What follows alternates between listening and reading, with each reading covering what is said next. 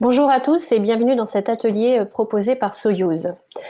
13 000 contenus multilingues à qualifier en 2 mois, c'est une des missions qui nous a été proposée lors de cette année si particulière, année 2020, dont on se rappellera.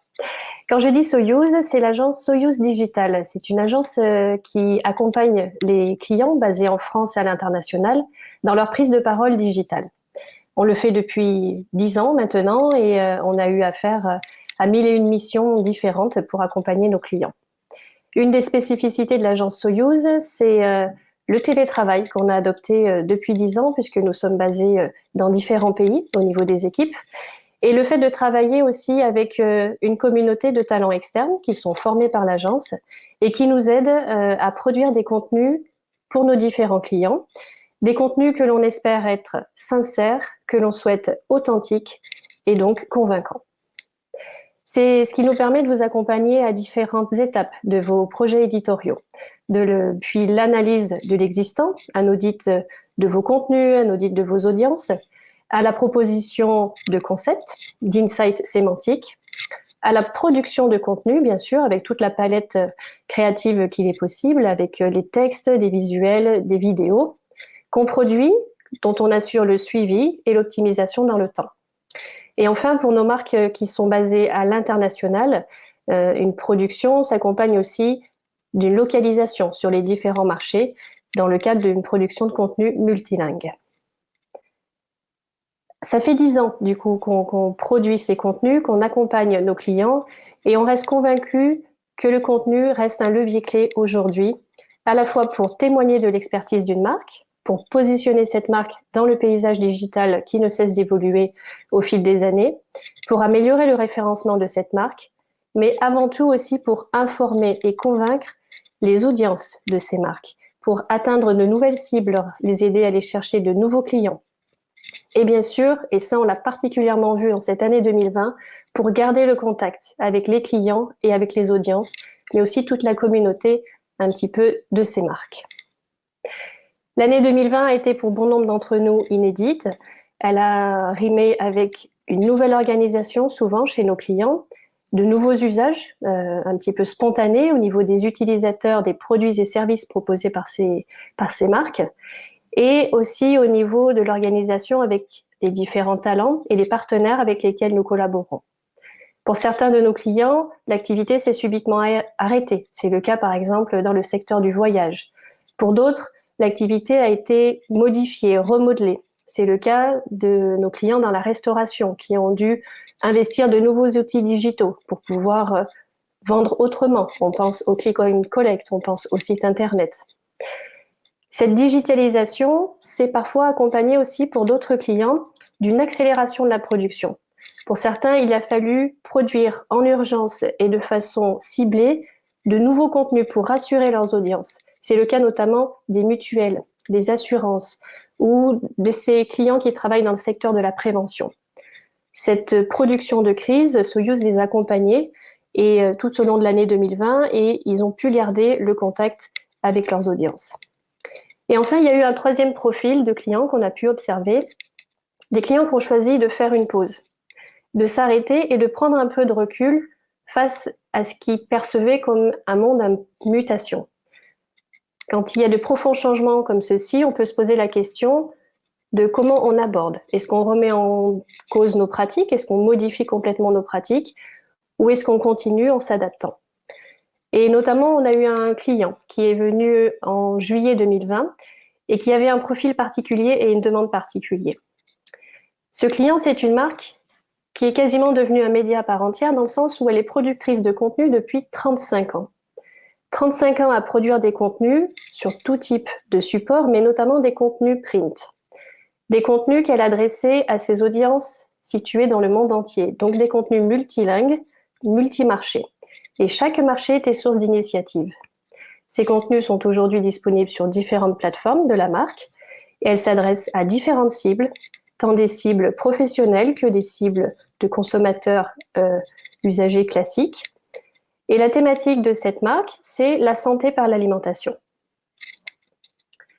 Cette marque s'est posé la question, face à ce nouveau monde en mutation, quelle peut être ma démarche au regard de ce patrimoine éditorial qu'elle possédait? Est-ce qu'elle devait se réinventer en partant de zéro? Mais cela revenait à mobiliser tout de même des experts, engager des budgets, du temps de réunion pour produire une nouvelle façon d'aborder les contenus? Ou est-ce qu'elle devait repartir d'un patrimoine existant, mais se poser alors la question de quel contenu allait-elle conserver? Est-ce qu'un spot publicitaire des années 90 aurait aujourd'hui sa pertinence? Est-ce qu'un outil à valeur ajoutée, tel que par exemple un guide de type encyclopédie, publié sur une édition papier, a encore aujourd'hui sa pertinence dans le cadre de sa mise à disponibilité au plus grand nombre? C'est toutes ces questions qu'elle se posait et une voie intermédiaire a été choisie de d'abord faire un inventaire de son patrimoine, de chercher à avoir une vue d'ensemble sur tout ce qu'elle avait produit en 35 ans et de vérifier sa performance au regard des nouvelles attentes aujourd'hui des utilisateurs. Elle est donc venue vers nous en nous demandant cette mission et charge à nous d'aller trouver un dispositif, d'aller concevoir un dispositif pour pouvoir réaliser cette mission qui devait se faire en 2 mois sur l'ensemble de ses contenus, l'ensemble de ses marchés et sur ses différents supports. Autant vous dire que pour Soyuz, c'était comme partir d'une feuille blanche, parce que nous avons une méthodologie éprouvée, mais sur ces volumes-là, ce n'était encore jamais fait de notre part. Du coup, nous avons inventé, nous avons innové, et nous sommes partis sur la création d'un inventaire de contenu. Nous avons associé des technologies qui étaient à notre disposition, nous les avons combinées pour pouvoir arriver à une méthodologie qui nous permette de balayer étape par étape l'ensemble de ce patrimoine éditorial de la marque. Pour ce faire, nous avons opéré en 3 temps. Le premier temps était de définir le périmètre de l'étude, c'est-à-dire qu'avec la marque, nous avons analysé chacun de leurs supports, chacun de leurs médias, et dans ces médias, chacune des rubriques. Et nous avons sélectionné ce que la marque souhaitait garder dans l'inventaire. Nous avons à peu près estimé à 13 000 contenus à analyser et à étudier. Une fois que ce scope a été établi, nous avons capté ces contenus, c'est-à-dire que nous avons utilisé un outil de crawl interne à l'agence que nous avons fait évoluer pour pouvoir l'adapter à la mission que l'on souhaitait, c'est-à-dire récupérer uniquement les contenus et non pas l'ensemble d'une page, par exemple. Donc nous avons crawlé l'ensemble de ces contenus, texte, vidéo, infographie, édition aussi de papier, digitalisé. Et de ce crawl, nous avons extrait des éléments de langage propres à la marque, des expressions qui revenaient couramment et qui qualifiaient ses activités. De ces éléments de langage, nous les avons associés à des mots-clés qui représentent les activités de la marque. Ces mots-clés aussi, nous les avons enrichis des mots-clés utilisés aujourd'hui par les utilisateurs, ce qui nous a permis de constituer un petit peu la sémantique de la marque, liée à ses valeurs, à ses activités. En parallèle, la marque nous a fourni une grille de critères, des critères pour lesquels elle souhaitait voir apparaître différentes qualifications des contenus dans cet inventaire. Ces critères reposaient bien sûr sur les supports, sur les plateformes, sur la forme, les formats des contenus, mais aussi sur ces 5 activités, 5 thématiques qu'elle travaille régulièrement depuis 35 ans pour informer ses audiences et ses clients.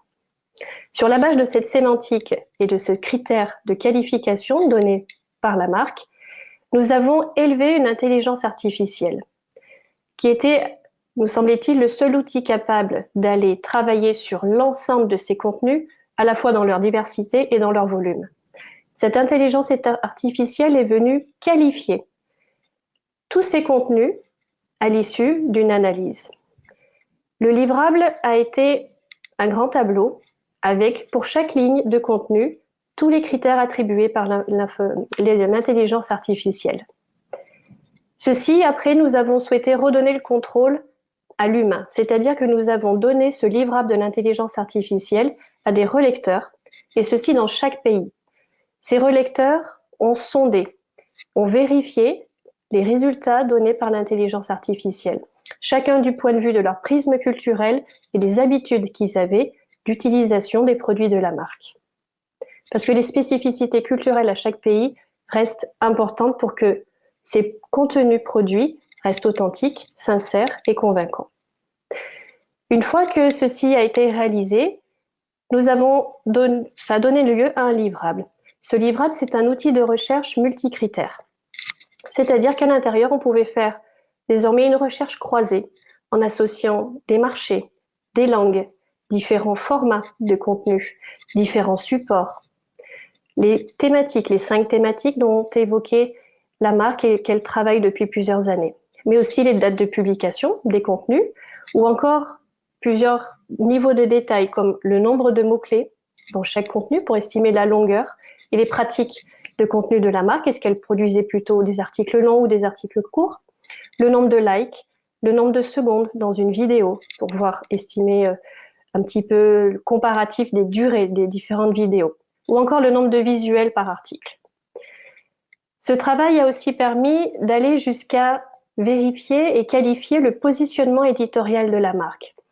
L'intelligence artificielle, sur la base de la sémantique, a pu déterminer si un contenu, la marque prenait ici une prise de parole experte, si elle parlait de ses produits, donc de sa qualité de vente, ou si elle s'adressait à ses audiences en termes de guide, d'accompagnateur dans les usages et dans l'information sur ses produits et sur les activités. Au final, nous avons eu un tableau dynamique, croisé, disponible en ligne pour tout le monde, et nous vous proposons, si vous le souhaitez, de vous faire une démonstration de l'utilisation de ce tableau. Et ensuite, quelle était l'utilisation de cet inventaire de contenu? De ce qu'on a pu voir, ça a permis d'impulser de nouveaux réflexes vertueux au niveau de la production de contenu. Ces nouveaux réflexes, ils sont vertueux parce que d'abord, ça permet d'optimiser la production. Optimiser, ça veut dire qu'avant de produire un contenu, on va d'abord vérifier qu'il existe, enfin, s'il existe ou pas plutôt, dans la base de données, via l'inventaire. Parce que du coup, ça permet de venir localiser un contenu qui, par exemple, a été produit en Russie, et si la France en a besoin, elle aura juste à le localiser plutôt que de le recréer depuis une feuille blanche. Et ceci, c'est notamment pertinent pour ces formats qui sont souvent gourmands en budget, en temps et en énergie, et qui sont les vidéos, les infographies et par exemple les motion design. Impulser de nouveaux réflexes vertueux, c'est aussi aider la marque à trouver de nouveaux insights. Une rapide étude de l'inventaire de contenu, de par les volumes de contenu, par exemple attribués à chaque thématique, permet d'identifier les sujets qui ont été particulièrement couverts. Sous quelle forme, à quel moment, de quelle façon. Et à l'inverse, elle permet de détecter les sujets qui n'ont pas encore été traités et qui donc restent à investir par la marque pour aller chercher de nouvelles audiences ou pour répondre aux nouvelles attentes des audiences. Et en faisant ceci, ça permet d'actualiser le patrimoine existant. C'est-à-dire qu'on va l'actualiser aux nouveaux usages digitaux. On l'a vu en 2020, il y a des nouveaux usages qui sont apparus.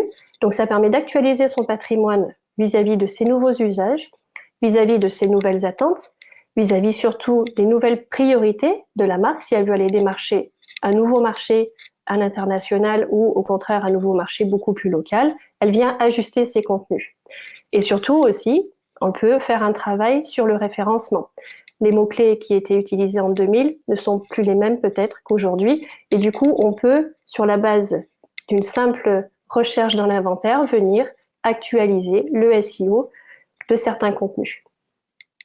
Enfin, dernier réflexe vertueux que l'on peut dégager, c'est qu'on peut, grâce à l'inventaire, initier une production plus responsable. C'est-à-dire le fait de mettre toutes ces ressources accessibles à toutes les équipes, et ben ça invite à partager les bonnes pratiques. Ça permet de distinguer ce qui fonctionne un peu moins. Ça permet de valoriser les initiatives qui peuvent être prises par une équipe digitale dans un pays et les rendre inspirantes pour d'autres équipes. Alors on le voit, ceci après nécessite d'engager un nouveau content workflow, dans le sens où à chaque nouveau sujet proposé pour une production de contenu ou une stratégie éditoriale, on vient d'abord rechercher dans l'existant, vérifier s'il y a des contenus similaires qui répondent à cette demande. Sinon, on choisit d'en créer un, de le publier et donc de mettre à jour l'inventaire en suivant afin de garder un outil réactif. Et au final, on se rend compte que ça vient complètement s'inscrire dans le cycle de production du contenu parce que c'est une étape que l'on peut qualifier de suivi et d'optimisation et de recherche du coup de nouvelles stratégies éditoriales, de nouvelles thématiques et on repart après sur un système de production. Ça permet d'optimiser l'ensemble de la chaîne. Alors c'est vrai que ici, sur ce projet, Soyuz a été force d'initiative. Il a fait évoluer certaines technologies qui étaient à sa disposition, évoluer certains outils pour dégager un process presque industriel au regard du volume de contenu qu'il y avait à qualifier.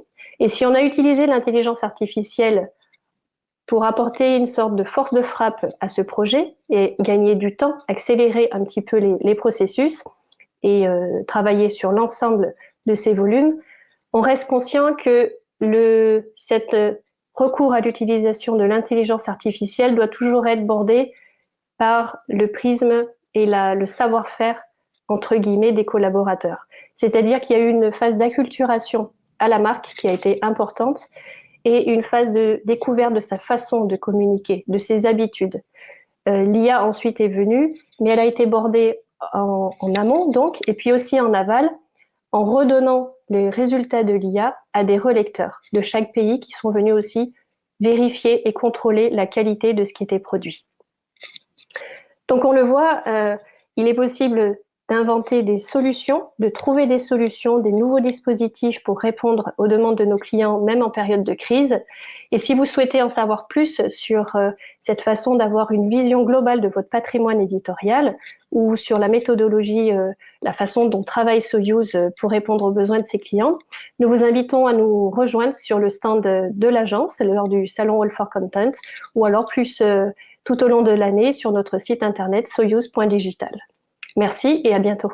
8, 7, 6, 5, 4, 3, 2, engine 1, 0.